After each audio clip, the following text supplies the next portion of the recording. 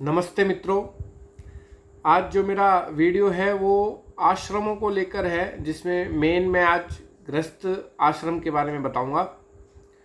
तो 4 आश्रम होते हैं। एक होता है ब्रह्मचार्य आश्रम। इसमें क्या है कि बच्चे जैसे ही बड़े होते हैं, पढ़ने लायक हो जाते हैं, तो घरों से चले जाते हैं गुरुकुल में पढ़ने के लिए। तो वहाँ पे वो ब्रह्मचार्य का पालन करते हैं और पठन पाठन का कार्य करते हैं और सत्य विद्या लेते हैं, और साथ ही साथ जो भौतिक विद्या है वो भी लेते हैं अपना जीवन यापन करने के लिए। तो जो पहले के गुरुकुल थे वहाँ पे सारी चीज़ें दी जाती थी। वहाँ पे व्यवसाय के भी तरीके बताए जाते थे। वहाँ पे सत्य विद्याएं भी बताई जाती थी। उपनिषद, वेद, गीता, इनके बारे में पढ़ाया जाता था। तो एक अच्छे चरित्र और अच्छे आचरण कैसे हो वो सब बताया जाता था। साथ में वहाँ पे गौशालाएं भी होती थी। तो व्यवसाय के लिए वहाँ पे गायों का दूध निकालना, उनका पालन पोषण कैसे किया जाता है, ये भी बताया जाता था। और भी इसके साथ और भी कई चीज़ें जुड़ी हुई थी जो ब्रह्मचार्य आश्रम में देखने को मिलती थी। ब्रह्मचार्य आश्रम में हमारे वैदिक काल में जो गुरुकुल्स होते थे वो अलग अलग होते थे। लड़कों के अलग गुरुकुल्स होते थे, लड़कियों के अलग होते थे। और दूसरा, जब आश्रम आता है, जब बच्चा पढ़कर आ जाता है, कई लोग तो डायरेक्ट ब्रह्मचार्य से संन्यास आश्रम में चला जाते हैं जिनको वैराग्य ज़्यादा हो जाता है। लेकिन जैसे कि ब्रह्मचार्य आश्रम से फिर जो नेक्स्ट आश्रम जाता है, जो लोग शादी करके घर बसा लेते हैं, वो गृहस्थ आश्रम में चले जाते हैं। तो गृहस्थ आश्रम में कि मैं आपको चीज़ें बताता हूँ कि गृहस्थ आश्रम में एक गृहस्थ संस्कार भी होता है, विवाह संस्कार। तो विवाह संस्कार में गृहस्थ आश्रम के संस्कार में, विवाह संस्कार में एक चीज़ बताई गई है। इसमें उसके अकॉर्डिंगली ये है कि जो इस लोक वर्तमान जीवन और पारलौकिक सुख प्राप्ति के लिए, मतलब इस लोक में जो वर्तमान जीवन है उसके सुख और पारलौकिक सुख के लिए, मतलब जो परमात्मा और आध्यात्मिकता वाला सुख है वो भी, और भौतिकता वाला सुख है वो भी, दोनों को प्राप्ति के लिए विवाह करके अपने सामर्थ्य के अनुसार परोपकार करना। तो अपने सामर्थ्य के अनुसार परोपकार करना है, और नियत काल में यथाविधि और प्रॉपर समय पर ईश्वर उपासना करनी है, और गृह कार्य करना है, और सत्य धर्म में ही अपना तन मन धन लगा देना है। तो ये जो मेन उद्देश्य है गृहस्थाश्रम का, ये है जो मैंने बताया। और इसमें जाने से पहले मैं आपको एक चीज़ बताऊंगा कि विवाह करने के लिए क्या क्या योग्यताएं होनी जरूरी है। तो विवाह करने के लिए जो सबसे पहले योग्यता बताई गई है, ये सब मैं आपको सुखी गृहस्थ किताब है आनंद स्वामी जी की, महात्मा आनंद स्वामी जी की, उससे बता रहा हूँ। और कुछ दयानंद सरस्वती जी की भी बातें ली है संस्कार की, विवाह संस्कार में से और भी है, उसमें वो मैं बताऊँगा। तो जो ये विवाह के अधिकारी हैं, जिसको विवाह करना चाहिए, उसके लिए क्या योग्यता जरूरी है? उसके लिए योग्यता ये जरूरी है, पहली योग्यता शरीर से पराक्रमी हो। तो पहले ब्रह्मचार्य आश्रम में जाते थे लड़के लड़की पढ़ने के लिए, वहाँ पे पठन पाठन का कार्य करते थे, व्यायाम करते थे, प्राणायाम करते थे, ब्रह्मचार्य का पालन करते थे। तो वो लोग काफ़ी स्ट्रांग होते थे शरीर से, तो उनमें कोई विकार नहीं रहता था। तो शरीर से जो स्वस्थ हो, जो मान लो शरीर से ही स्वस्थ नहीं है, जिसको बीमारियों ने घेर रखा है, सीरियस बीमारियों ने ले रखा है, या उनको कुछ सेक्सुअल डिसऑर्डर्स है, तो ऐसे लोगों को विवाह करने का अधिकार नहीं है। तो सबसे पहला जो नियम है वो यही है कि शरीर से पराक्रमी होना चाहिए। दूसरा जो है वो है बुद्धि से गंभीर होना चाहिए। अगर मान लो कोई बुद्धि से गंभीर नहीं है, जिसका उद्देश्य ही अब तक सेट नहीं हुआ, उसे करना क्या है क्या नहीं करना, और घर वालों के दबाव में आकर मैरिज कर रहा है, या फिर बुद्धि ज़्यादा चंचल है, मैं गृहस्थी की जिम्मेदारियां नहीं ले सकता, ऐसे लोगों को भी विवाह नहीं करना चाहिए। तो ये दूसरा था कि जो बुद्धि से गंभीर ना हो। तीसरा है जो मन से प्रसन्न ना हो। अब जो मन से प्रसन्न नहीं रहेगा वो हमेशा चिड़चिड़ा रहेगा, और उसमें हमेशा द्वेष, राग, ये सब चीज़ें रहेंगी। तो वो कभी भी अपने जीवन साथी को खुश नहीं कर सकता। तो तो हमेशा परस्पर विरोध होंगे, लड़ाइयाँ होंगी, झगड़ा बढ़ेगा। तो ऐसे लोग भी जो मन से प्रसन्न नहीं रह सकते, उनको भी गृहस्थ आश्रम में नहीं जाना चाहिए। अब जो चौथा चीज है वो है हृदय से विशाल होना। हृदय से विशाल होने का मतलब ये है ओपन माइंडेड होना, एक ऊंची सोच रखना, अच्छे विचार रखना, और जो अच्छा कार्य होने जा रहा है उसको बेझिझक और पूरे हृदय से उसको कार्य को करना और आज्ञा देना अपने जीवन साथी को। तो ये हो गया हृदय से विशाल होना। तो ये सब चारों चीज़ें बहुत ज़रूरी है। अगर इनमें से एक भी चीज़ें नहीं होगी तो गृहस्थ जीवन में काफ़ी मुसीबतें आएंगी। और भी मैं बता सकता हूँ इसमें। तो इसमें सबसे पहले गृहस्थ जीवन में जाने से पहले क्या क्या वादे किए जाते हैं, क्या क्या किए जाते हैं, उसमें मैं आपको थोड़ा सा बताऊंगा। इसमें देखो, हम दोनों मतलब जीवन साथी और जिसकी शादी होती हो, हम दोनों परस्पर प्रीति करेंगे तथा उद्योगी होकर हम दोनों प्यार से रहेंगे तथा अपना कार्य करते हुए उद्योगी होकर घर का काम अच्छे तरीके से करेंगे। दूसरा, मिथ्या भाषणादि से बचकर सदा धर्म ही में वर्तेंगे। मतलब जो भी ढोंग पखंड की चीज़ें हैं, अंधविश्वास की चीज़ें हैं, उनसे हम बचेंगे, उनसे बचकर सदा धर्म के कार्यों में लगेंगे, सत्य के कार्य में लगेंगे, वेद शिक्षा में लगेंगे, वेदों के अनुरूप चलेंगे। तो ये सब चीज़ें लिखा है। दूसरा कारण है, दूसरा जो है इसमें एक तरीके का वादा ही होता है, वो ये है सब जगत का उपकार करने के लिए सत्य विद्या का प्रचार करेंगे। भाई सब लोगों का अपने खुद का तो उपकार कर ही रहे हैं, साथ में मनुष्य जीवन इसीलिए कि हम दूसरों का भी उपकार करें, परोपकार करें। हमारे जितने भी धर्म ग्रंथ हैं उनमें सब में परोपकार के बारे में लिखा हुआ है। तो सत्य जगत का उपकार करने के लिए हम सत्य विद्या, वेदों का तथा वेद के अंगों का प्रचार प्रसार करेंगे और धर्म से अपने पुत्रों को उत्पन्न करके उनको सुशिक्षित करेंगे। तो इसका मतलब ये धर्म से पुत्रों को पैदा करना, उत्पन्न करना, वो कैसे होता है, वो संस्कार विधि आप पढ़ेंगे दयानंद सरस्वती की। और मेरे जो मैंने 16 संस्कार पढ़ाए हैं उसमें गर्भाधान संस्कार भी होता है एक। तो संतान उत्पत्ति करने से पहले की भी तैयारी की जाती है। उसमें जो पहला संस्कार आता है वो होता है गर्भाधान संस्कार। गर्भाधान संस्कार में यही है कि भाई तुमको किस तरीके का बच्चा चाहिए और उसके लिए क्या क्या तैयारी होती है। उसमें सारी चीज़ अच्छे से बताई गई है। भाई कौन सी सुगम रात्रि रहती है, उनमें फिर कौन कौन सी निषेध रात्रि रहती है, ये सब बताया गया है उसमें। तो ऐसे बच्चों को उत्पन्न करके उनको सुशिक्षित करेंगे और उनको धर्म के मार्ग पर चलाएंगे। ये है इसका मोटो जो होता है गृहस्थ जीवन का। उसके बाद दूसरी स्त्री और दूसरे पुरुष से मन में भी व्यभिचार नहीं करेंगे। तो सदा मित्र भाव प्रेम से आनंद में रहेंगे और हम एक दूसरे से कभी विद्वेष और विरोध नहीं करेंगे। तो इसमें यह है कि भाई पराय स्त्री को या फिर पराय पुरुष को मन में भी उनके बारे में कुछ गलत चीज़ें नहीं सोचेंगे। उसके बाद सदा मित्रता जैसा भाव रखेंगे और कभी भी एक दूसरे का विरोध और विद्वेष ना करेंगे, कभी भी ईर्ष्या नहीं करेंगे। तो ये मोटो था गृहस्थ जीवन का। और गृहस्थ जीवन के जो मूल दुख के कारण है, तो मैं दुख के कारण बताता हूँ। वो ये है, सबसे पहला है परस्पर विरुद्ध गुण कर्म स्वभाव। अब इसका मतलब क्या है, परस्पर गुण कर्म स्वभाव, जैसे कि आजकल का टाइम ही देख लेते हैं हम थोड़ा एग्जाम्पल के तौर पर। जैसे दो लोगों की शादी हो गई जिनका परस्पर गुण कर्म स्वभाव नहीं मिल रहे।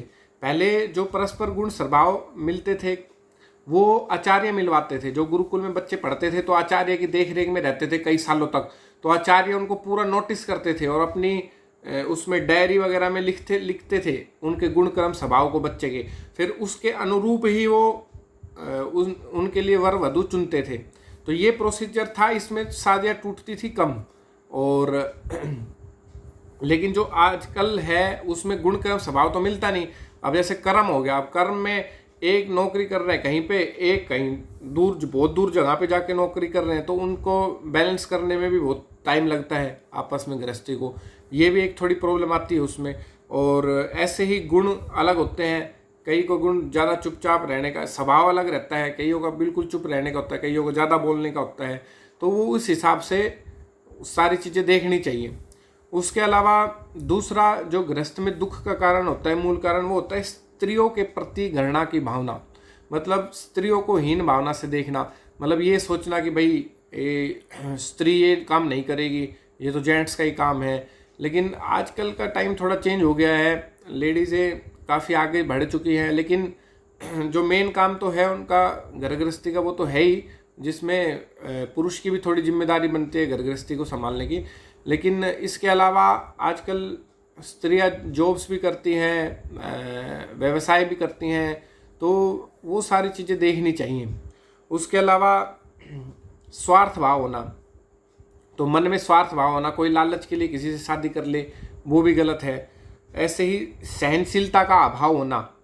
अब सहनशीलता का अभाव होना, थोड़ी सी कुछ बात हो जाती है घर में तो तुरंत, जैसे लड़के की तरफ लड़के ने कुछ कह दिया लड़की को, तुरंत अपने ससुराल में जाकर, तुरंत अपने मायके में जाकर सबको बता देना, और फिर चीज़ों को, छोटी छोटी बातों को बहुत लंबा बढ़ा देना। इससे आपस में द्वेष बढ़ता है। ऐसे ही अगर पुरुष है वो अपनी बात सारी जाके, अपनी पत्नी की बात सारी जाके अपनी मदर को बता रहा है, तो उससे भी द्वेष बढ़ता है। तो इसमें सहनशीलता कम हो गई लोगों में।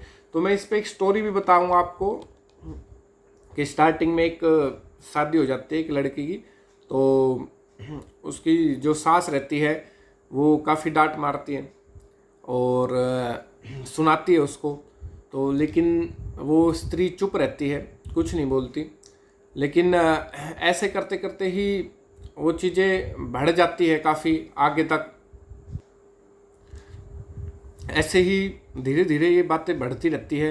वो नई जो बहू आती है वो समझाती भी है अपनी सासू जी को कि भाई ऐसे ना बोलें, प्यार से बर्ताव करें, लेकिन वो नहीं मानती। ये ऐसे वो सास बार बार बोलती जाती है, फिर आस पड़ोस वाले, गली मोहल्ले वाले सुनने लग जाते हैं। तो सुनने के लगने के बाद कुछ वर्षों के बाद, 6 महीने हो गए, 1 वर्ष हो गया, उसके बाद जब गली मोहल्ले वाले सुनने लग जाते हैं तो गली मोहल्ले वाले ही डांटने लग जाते हैं, भाई तू क्यों अपनी बहू को डांटती है इतना, क्यों वो इतना करती है। तो वो बहू काफ़ी सहनशील होती है, तो वो जाकर गली वालों को बोलती है, मोहल्ले वालों को बोलते हैं, नहीं मेरी सास को कुछ भी नहीं बोलोगे, ये मेरे को बोल रही है, तुमको इससे क्या लेना देना। ये सब सुनकर उस सास का हृदय प्रभावित हो जाता है, और फिर उन दोनों की जो बनती है, सास और बहू की, वो बहुत अच्छे से बनती है। तो इस स्टोरी का मूल जो ये है कि इसमें सहनशीलता एक मेन चीज़ होती है। तो सहनशीलता भी बहुत ज़रूरी है। अगर सहनशीलता का अभाव होगा तो गृहस्थ जीवन में दुख होगा। उसके बाद जो 5वां कारण है गृहस्थ जीवन में दुख का, वो है अत्यधिक काम वासना। इसमें क्या है कि आदमी अपना जो मेन मोटो होता है, मेन एम होता है, उस चीज़ को भूल जाता है, घर के ज़रूरी काम भूल जाते हैं। तो ये सब चीज़ें भी एक हिसाब से गलत है। उसके बाद सुखी रहने के गृहस्थ जीवन में क्या क्या साधन है। तो सबसे पहला साधन है कि तुम अपनी लड़ाई, द्वेष, स्वार्थ भाव को भूल जाओ, मानवता को ध्यान में दो। मानवता के कारण, अब जैसे मान लो सास बहू की नहीं बनती हो आपस में, लेकिन सास ज़्यादा बीमार है तो बहू को सास की सेवा करनी चाहिए एक मानवता के तौर पर। दूसरा, प्रसन्नता, हमेशा प्रसन्न रहना चाहिए। अगर घर में वही हंसी खुशी रहेगी बहू घर की, तो पूरे घर में खुशी का माहौल होएगा और सभी अच्छे से मतलब प्रसन्न रहेंगे उसमें। तीसरा है प्रेम भावना। प्रेम भावना भी बहुत ज़रूरी है। अगर आपसी द्वेष होगा एक दूसरे से, दौरानी से, जेठानी से, या फिर इन चीज़ों से, तो इस चीज़ों में भी सुखी गृहस्थ नहीं हो सकता। उसके बाद मितव्ययिता। मितव्ययिता का मतलब होता है आय के अंदर व्यय करना, प्रॉपर दान पुरुषार्थ करना। मतलब जितनी आय है, जितनी चादर है, उतने पैर पसारने। अब कई लेडीज़ों को देखते हैं कि हर तीसरे दिन चौथे दिन शॉपिंग के लिए चली जाती है और इतनी अननेसेसरी चीज़ें खरीद लेती हैं कि उनको ही नहीं पता कि हमारे पास क्या क्या चीज़ें हैं। तो ऐसा भी ना हो, अपनी आय को एक लिमिट तक ही उसको खर्च करें। उसके बाद कुछ उसमें से पैसा दान पुण्य के लिए भी निकाले, परोपकार के भी लिए निकाले, ताकि उससे आत्मिक शांति बढ़े। और सुखी गृहस्थ के लिए जो लास्ट का जो चीज़ है वो होना चाहिए आध्यात्मिक वातावरण। जब आध्यात्मिक वातावरण होगा ईश्वर की पूजा होएगी, सारे बैठ के संध्या करेंगे, उपासना करेंगे, यज्ञ करेंगे, हवन करेंगे, तो उससे माहौल बहुत ज़्यादा चेंज होता है।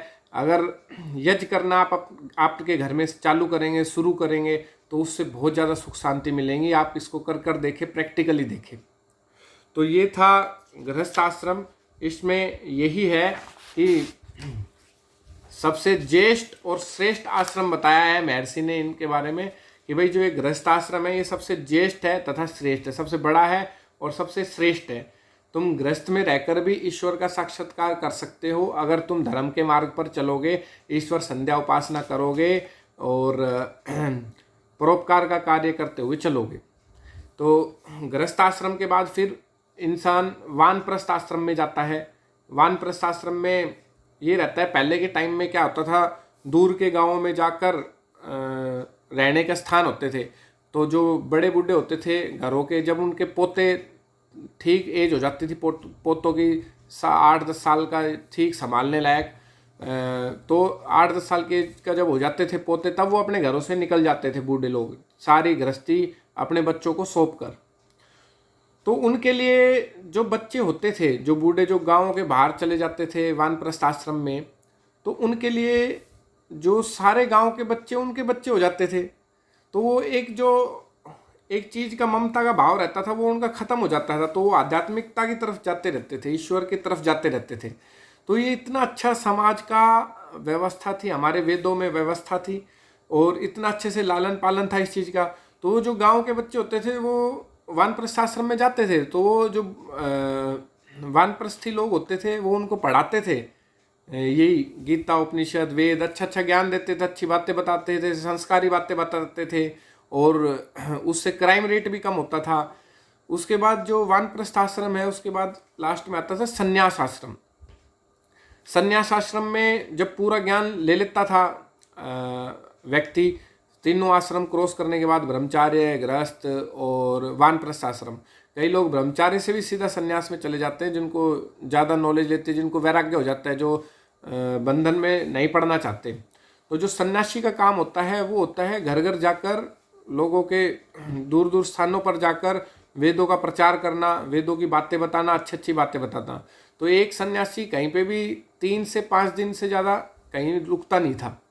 तो उनका काफ़ी आदर होता था। हमारे घर पे जो विद्वान आते थे, मतलब सबके घर पे जो विद्वान आते थे, उनका आदर होता था काफ़ी। वो एक अतिथि यज्ञ भी होता है, मैंने आपको पिछले वीडियोज़ में बताया है। तो इस प्रकार से हमारा जो समाज है वो इन आश्रमों में था, और इन आश्रमों के कारण ही अच्छे प्रकार से मेंटेन था। तो आशा करता हूँ कि आप सब लोग वेदों की इस चीज़ों को जानेंगे, और धीरे धीरे हमारा भारत आर्यवर्त बनेगा और वेदों को फॉलो करेगा। वीडियो देखने के लिए आप सब लोगों का बहुत बहुत धन्यवाद।